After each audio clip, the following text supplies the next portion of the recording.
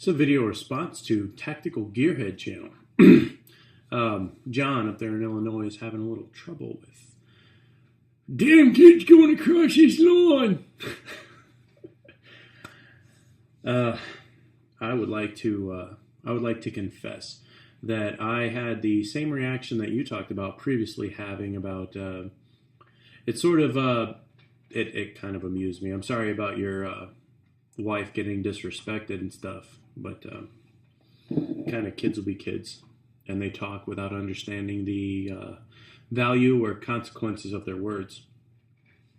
Now I know you had of course asked about parenting, like how parenting will affect how respectful a child becomes. And I don't know.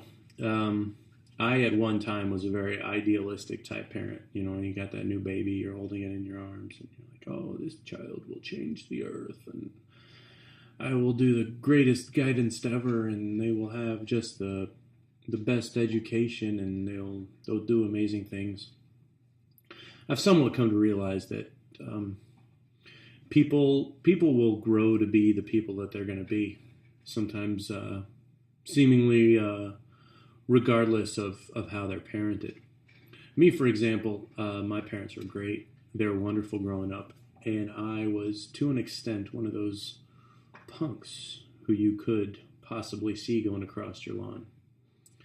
And you know how that punk could eventually one day become a gentleman would be maybe far from the realm of possibility for some people to believe. But you know, needless to say, it was many patient hands that taught me the route of a punk kid is no way to live. And that brings us to what inspires a person to be respectful, or what's the need for respect. I know in many cases people talk about the tribal system, how Native Americans would revere the older people of their tribe.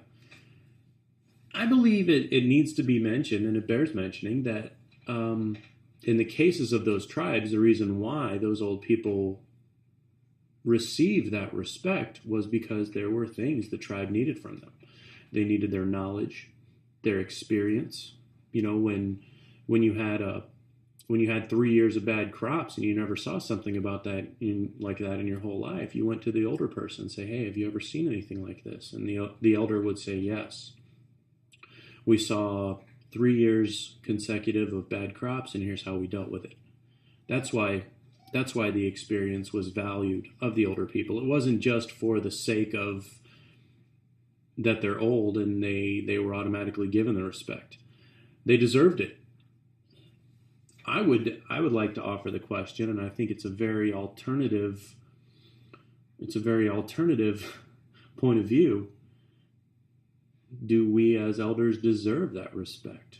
Do we have knowledge that the young really do require?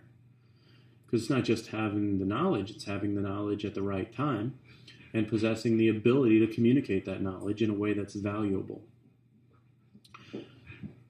So those are my thoughts. And, you know, in the case of your lawn and the proximity of the park and people cutting across, I think it's sort of ironic given your Swedish citizenship and the Swedish laws about free roaming. It's kind of interesting. But, man, you got to be careful backing them kids into a corner, because they will strike back with some very hurtful comments. I know I probably could use language when I was young that would shock even my poor parents, who had a heck of a time with me. But there you go, man. There's the point of view from a punk kid. I'm not sure if I grew up or not, but I definitely got bigger. All right, talk to y'all later.